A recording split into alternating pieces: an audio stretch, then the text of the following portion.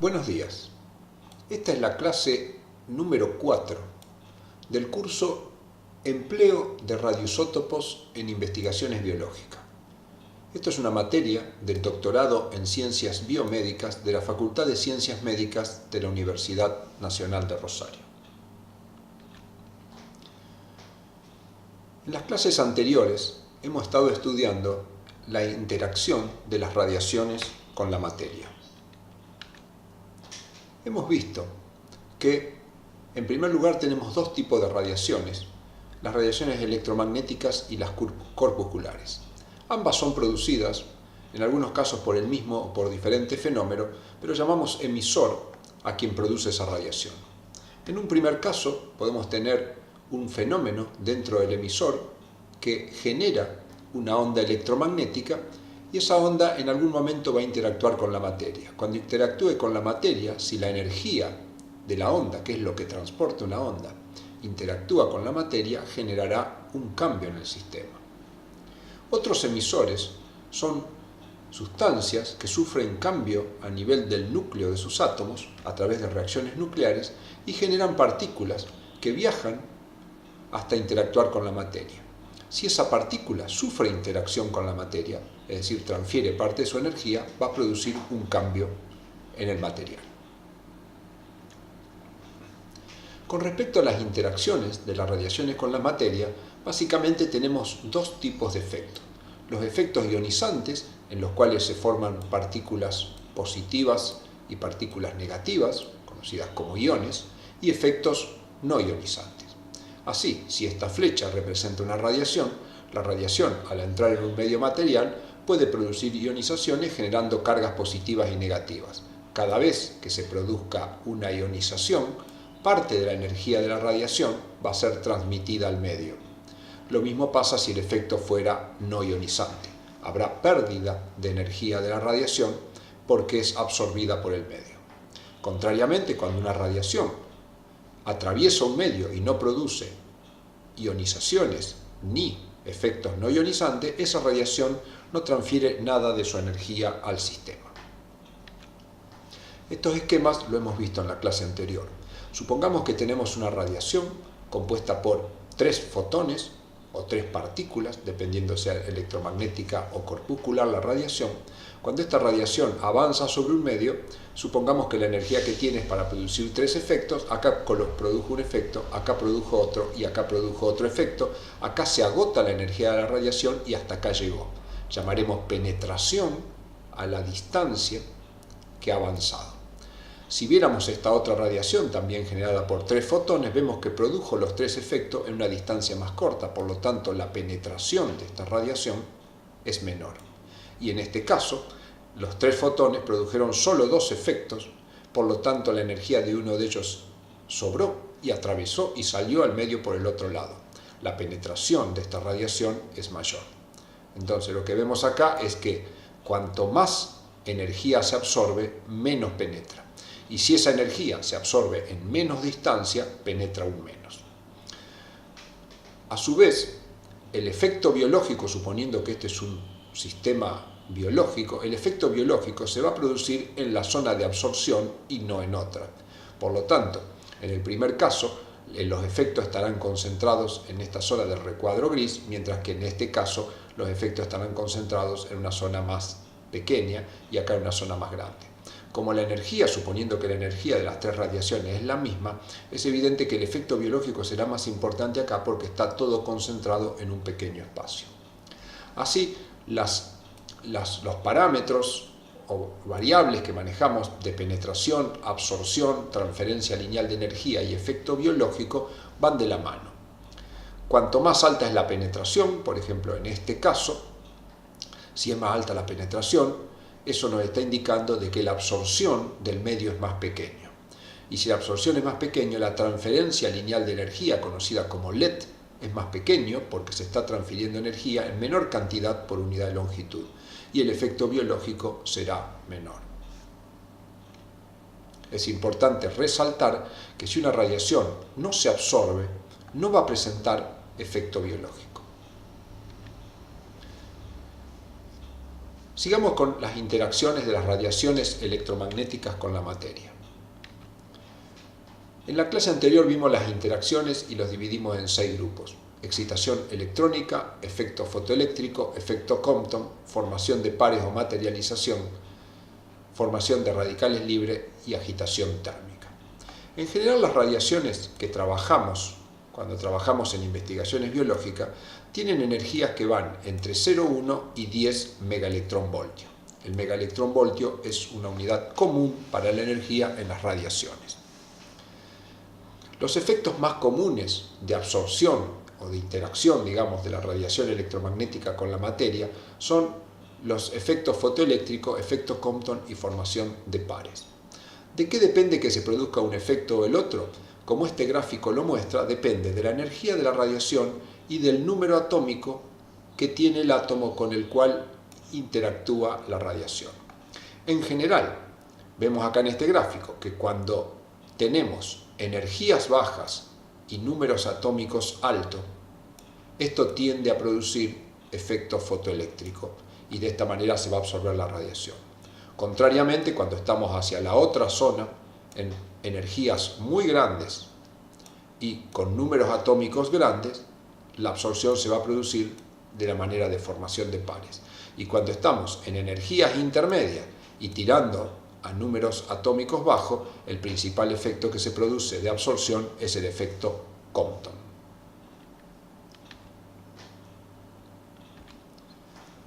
Ahora veremos brevemente las interacciones de las radiaciones corpusculares con la materia. Las radiaciones corpusculares ya vimos que su principal efecto es ionizante. Sin embargo, básicamente cuando una partícula interactúa con la materia puede tener 3 tipos de colisiones. Como es una partícula, tiene básicamente lo que es un choque. Y podemos dividir las colisiones en 3 tipos: colisión elástica, inelástica o radiativa. La colisión elástica es aquella, la partícula está representada por un círculo azul, esto representaría el átomo, este es un electrón y este es el núcleo, y los círculos serían las órbitas. Hemos dibujado un solo electrón para entender el proceso.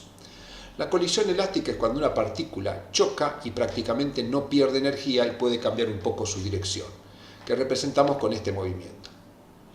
En una colisión elástica no hubo ningún cambio a nivel del átomo y solo puede haber existido algún cambio a nivel de la dirección de la partícula, pero en general ni cambio siquiera en su velocidad.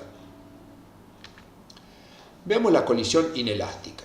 La colisión inelástica es cuando la partícula pierde parte de su energía. Las partículas, la energía que llevan es energía de tipo cinética, que se debe a la masa y a la velocidad. La colisión inelástica va a perder parte de su energía cinética. Como la partícula no cambia de masa, la energía cinética que pierde se refleja en pérdida de velocidad. Entonces, puede ocurrir que pierda parte de su energía y esa energía se utilice para excitar un átomo, un electrón, que ya vimos que la excitación es el pasaje de una órbita cercana al núcleo a más alejada. Veamos cómo ocurre este proceso. La partícula choca con el átomo y el electrón se excita pasando a un nivel superior. Veamos qué pasa con la colisión inelástica y la ionización. Acá es inelástica.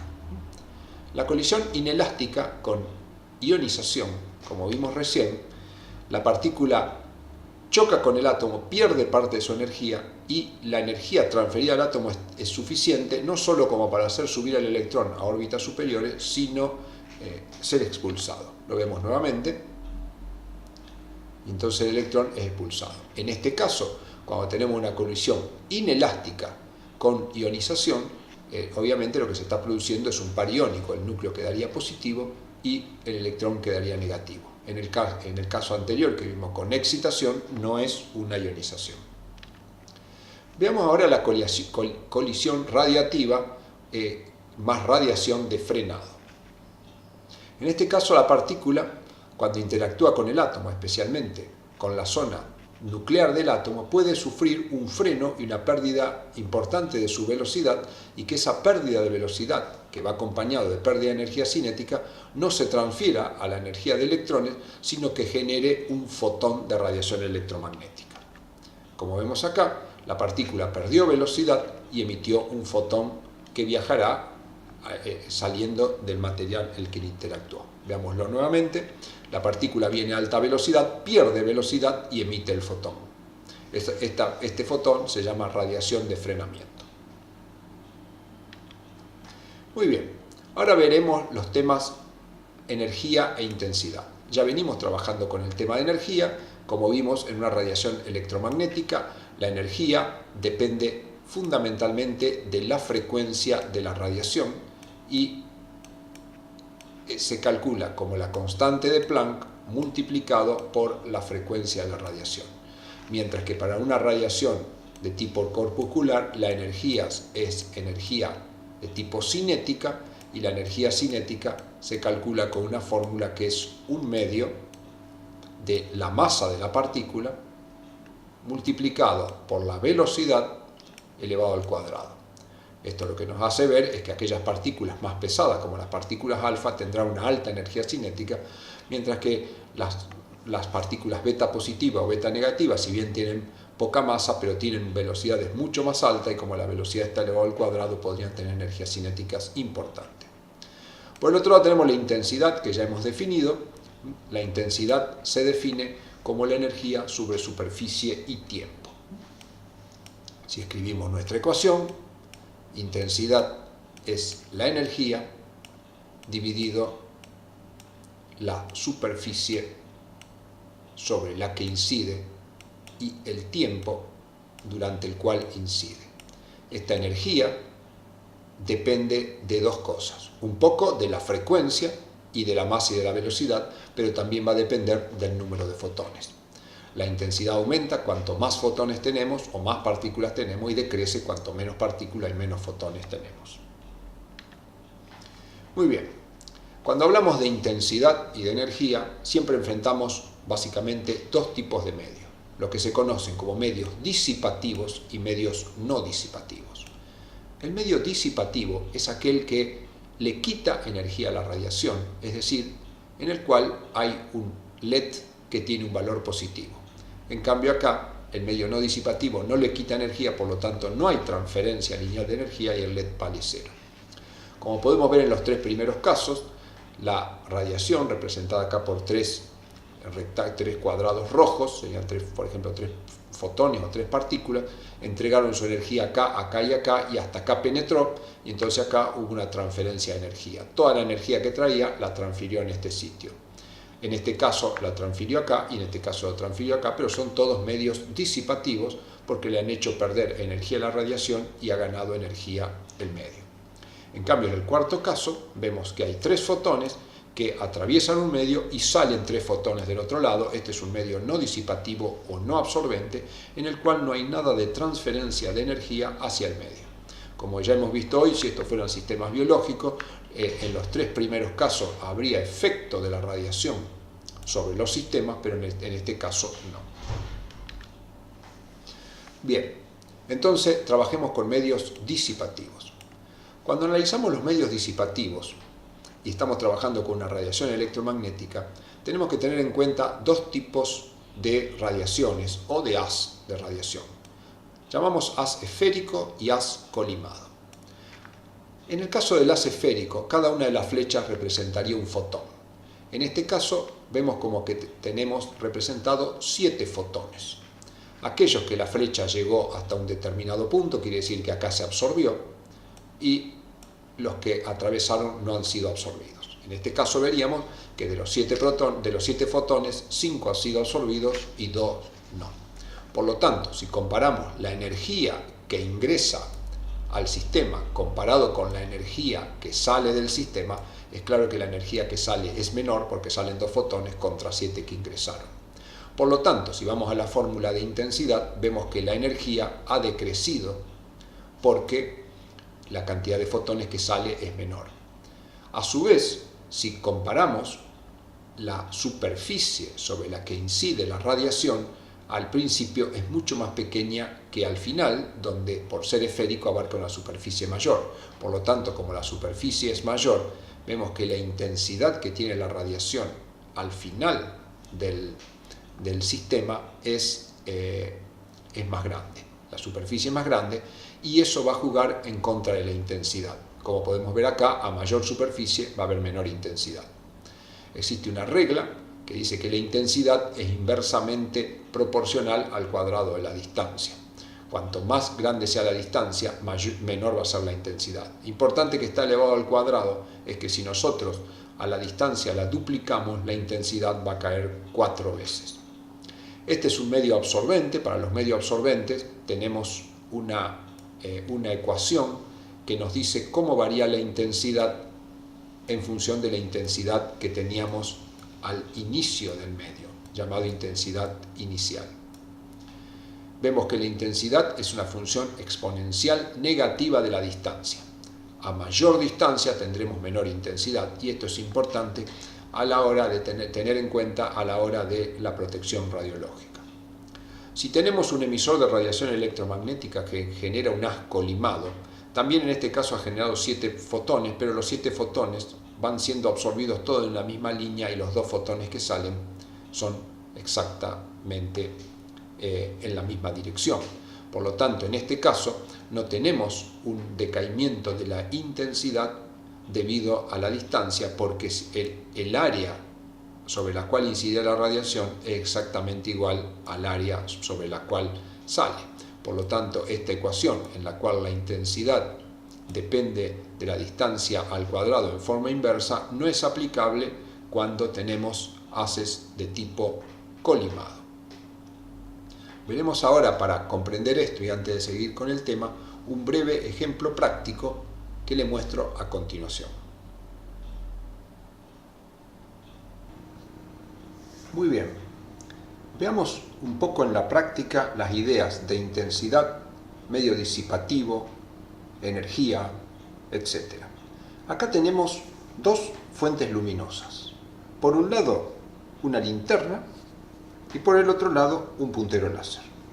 Veamos cuáles son las acciones que podemos hacer con ellos para entender estos temas. Tomemos primero la linterna y vamos a iluminar el punto que tenemos en el centro de este papel.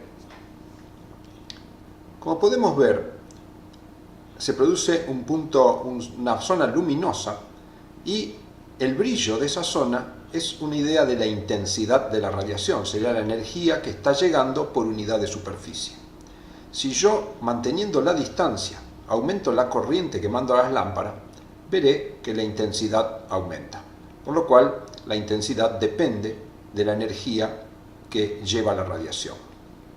Ahora, si manteniendo la energía constante lo voy alejando del punto, veré que el brillo de la zona decrece y la superficie aumenta. Por eso decimos que la radiación emitida por la linterna es una onda de tipo esférica y pierde, si bien no pierde energía porque yo no le he cambiado la cantidad de energía que le dé la lámpara, sí pierde intensidad porque la superficie que cada vez abarca es mayor. Si pasamos ahora al puntero láser y apuntamos en el mismo lugar, vemos un punto luminoso que es una idea de la intensidad. Si yo acerco o alejo el puntero láser, veo que el punto luminoso prácticamente queda con el mismo brillo, es decir, que la intensidad de esta radiación, a pesar de estar a mayor o a menor distancia, es exactamente lo mismo. ¿A qué se debe esta diferencia? Es sencillo. La linterna emite una onda esférica. A medida que se aleja, la superficie que abarca es mayor. El puntero láser emite un haz colimado, cuya superficie no depende de la distancia sobre la cual está incidiendo.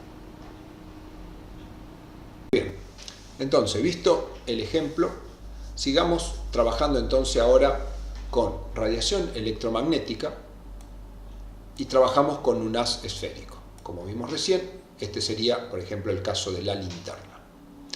Entonces, esta fórmula de intensidad es una fórmula general para cualquier radiación. Depende directamente de la energía en forma inversa a la superficie y al tiempo sobre el que incide. Y esta fórmula también podríamos decir que es una fórmula general porque si tenemos una onda esférica, es general para ondas esféricas.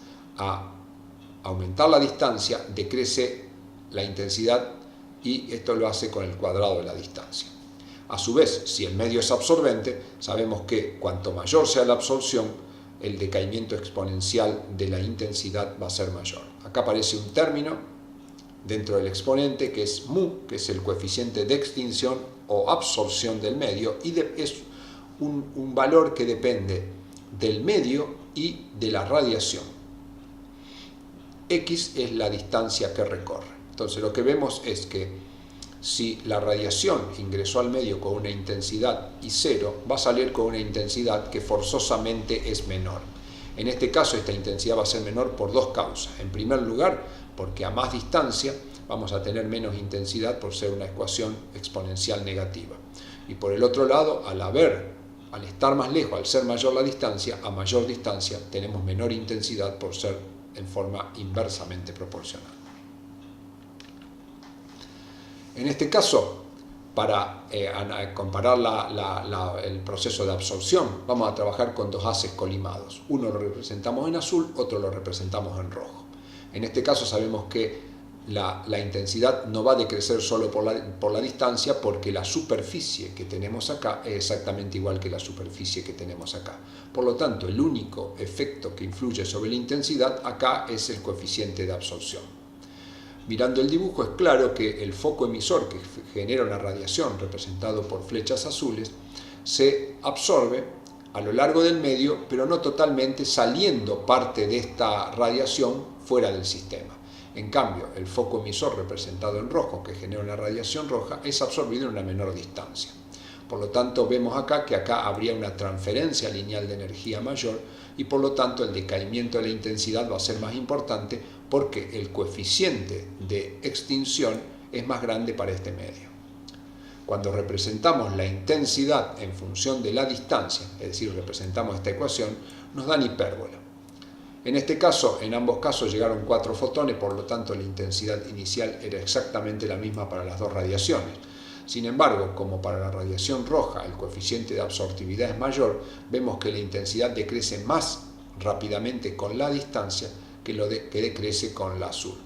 A tal punto que al salir del medio, esta radiación ya ha perdido toda su intensidad, llegando a cero, y esta acá todavía tiene algo de intensidad representado por los 2 fotones que estarían escapando del sistema.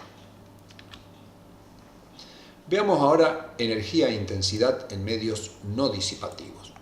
En los medios no disipativos es importante tener presente que el coeficiente de extinción es 0. Por lo tanto, la ecuación exponencial no tiene aplicación en este caso. Sí tiene aplicación que si la onda es esférica, la intensidad es inversamente proporcional al cuadrado de la distancia. Ecuación que no es válida en un haz colimado, porque la superficie es exactamente la misma y entonces no hay decrecimiento por la distancia. Y la fórmula de intensidad general es válida. Por lo tanto, en un medio no disipativo tenemos que, cuando la onda es esférica, la intensidad decrece porque a medida que nos alejamos del foco emisor, la superficie que abarcamos es más grande que la que abarcaba en zonas más cercanas. Mientras que si el haz es colimado, la energía que voy a tener al final del sistema es exactamente igual que la energía que tengo al principio, porque nada de la energía ha sido transmitida, porque el coeficiente de absortividad es 0. Muy bien, acá vemos en medio no disipativo un ejemplo un poco más representado. Nos concentramos en la onda esférica y acá hemos fijado una línea de puntos que nos estaría marcando una distancia de 0 respecto del foco emisor y otra línea de puntos que nos marca una distancia d. Como podemos ver, la superficie abarcada para la distancia de 0 es más pequeña que la superficie abarcada por la distancia d. O sea que como la distancia d es más grande, la intensidad que vamos a tener en ese sitio es más pequeña. Es importante, como ya lo dijimos, sabemos que la intensidad es inversamente proporcional a la distancia, pero está elevado al cuadrado. Esto es importante a la hora de la protección radiológica. Si nosotros nos alejamos de una fuente de radiación, nos alejamos al doble de la distancia que estamos, la intensidad decrece 4 veces. Y si la intensidad decrece, la interacción con los sistemas biológicos es menor y los efectos biológicos, y especialmente los indeseables, también van a ser menores. Muy bien. Bueno, este es el símbolo que usted encontrará siempre en lugares donde se trabaja con radioactividad y es obligatorio tenerlo, tanto en los sitios como en los materiales que trabajamos. Entonces, acá tenemos un foco emisor, el foco emisor emite radiación y esta radiación podría llegar al hombre. La intensidad con lo que llega la radiación, como ya vimos, depende de la absortividad de los medios que hay interpuesto entre el emisor y la persona y de la distancia. Si el haz no es colimado, sino que es un haz esférico, sabemos que a más distancia va a recibir menos intensidad y a mayor mu va a recibir menos intensidad. Esto es muy importante porque una de las cosas más importantes cuando trabajamos con radiación es el cuidado de la salud de las personas que trabajan por ocupación o de las que no lo hacen y son personal que queda expuesto aunque no esté trabajando con radiaciones. Muy bien, entonces vamos a empezar a ver cómo conseguimos esta información. Nos interesa muchas veces, la cuestión de la distancia es sencilla, la medimos a más distancia, menos intensidad, pero muchas veces lo que queremos saber es qué medio interponer para no recibir radiación. Si bien hay diferentes modos, empezaremos a trabajar con el manual de radionúclidos y radioprotección. Este manual que vamos a ver en la clase de hoy tiene los radionúclidos organizados por páginas y acá muestro 5 páginas de diferentes radioisótopos. En este manual encontrará que los radioisótopos aparecen con diferentes colores. Van desde el rojo hasta el azul y esto nos muestra el riesgo de la radiación. Si yo trabajo con un isótopo donde en el manual figura en rojo, es de más alto riesgo porque tener mucho más energía que si tiene azul. Así, los radioisótopos se organizan de mayor a menor riesgo en colores rojo, naranja, amarillo, verde y azul. Y veremos, acá tenemos una gran cantidad de información que iremos aprendiendo a lo largo del curso y hoy nos vamos a concentrar en una parte de ello. Entonces concentrémonos primero en uno de los isótopos que trabajamos habitualmente en investigaciones biológicas y que es el iodo 125. Comenzaremos a ver algunas partes de este manual. En primer lugar, siempre en la página figura el isótopo, iodo 125. Recuerdo que esto también lo puede buscar en la tabla de radioisótopos que vimos en las primeras clases. En el segundo lugar encontramos la vida media, es decir, el tiempo que tiene que pasar para que su actividad decaiga a la mitad. Vemos que para el iodo es aproximadamente 60 días, es decir, 2 meses. Y después en el segundo lugar tenemos las principales emisiones, que acá está ampliado. Como podemos ver, el iodo 125 cuando decae radioactivamente, es decir, se desintegra, emite radiación gamma o X que tienen 3 energías distintas con sus respectivos porcentajes. Está expresada en kiloelectronvoltio. La energía, tenemos 3 energías de 27, 31 y 36 kiloelectronvoltios, donde los principales fotones, como podemos ver acá, un 114%, tiene 27 kiloelectronvoltios y solo un 26% tiene 31 y un 7% tiene 36. Esto engloba, la E1, E2 y E3, engloba el 100% de las emisiones de tipo gamma X. No tiene radiación de tipo beta, pero sí emite electrones. Muchas veces estos electrones son emitidos por electrones emitidos por fotones propios del átomo y, como podemos ver, también tenemos electrones de 3 radiaciones de 3 energías diferentes y no emite partículas alfa. Y acá vemos lo que sería el blindaje, es decir, qué materiales podemos utilizar y en qué grosor para protegernos del iodo 125. Por supuesto que muchas veces esta protección no es tan importante porque la cantidad de radiación que tenemos es tan baja y que no alcanza las dosis biológicas permitidas que se conocen que no producen daño. Acá vemos ampliado.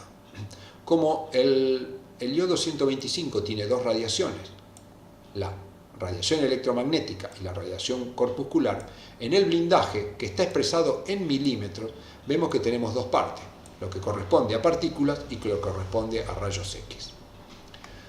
Para el blindaje, si nosotros quisiéramos protegernos y no recibir radiación corpuscular procedente del iodo 125, podemos usar plástico o vidrio. Y acá lo que nos indica esto es que con un grosor de 0,1 milímetro tendríamos la absorción total si utilizamos vidrio, y con un grosor de 0,1 milímetro, es decir, 100 micras, tendríamos un bloqueo total con el plástico. Por lo tanto, si usted tiene iodo 125 dentro de un recipiente de vidrio, habitualmente como vendrán las moléculas marcadas con yodo, las radiaciones corpusculares no salen de este material. O sea, fíjate que con grosores muy pequeños dice que la absorción es total. No pasa lo mismo cuando trabajamos con rayos X y rayos gamma. Para los rayos X y rayos gamma, como nunca es detenido en un 100% por un sistema, esta tabla nos da el grosor necesario para detener el 50% o el 90% de la radiación. Entonces,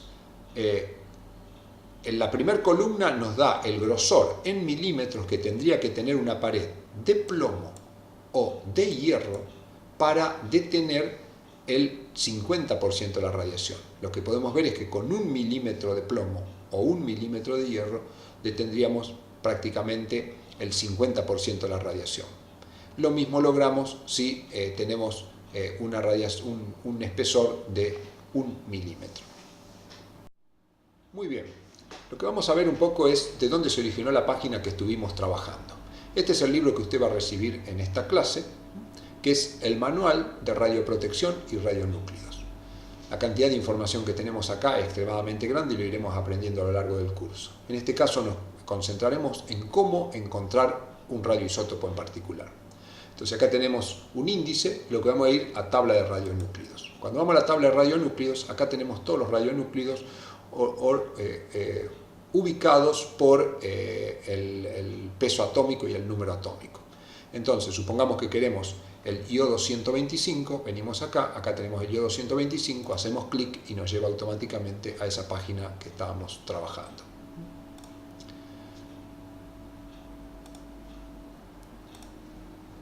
Veamos, por ejemplo, el bario 133, que es otro isótopo que trabajaremos en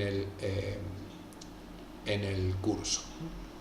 Acá tenemos bario 133.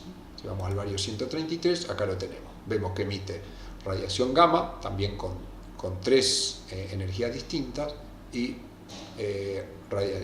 electrones.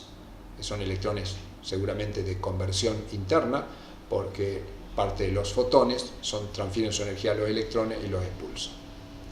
La vida media del bario son 10 años y pertenece al grupo 3, amarillo, igual que el iodo 125, o sea que estaría en un riesgo intermedio entre el rojo y el azul.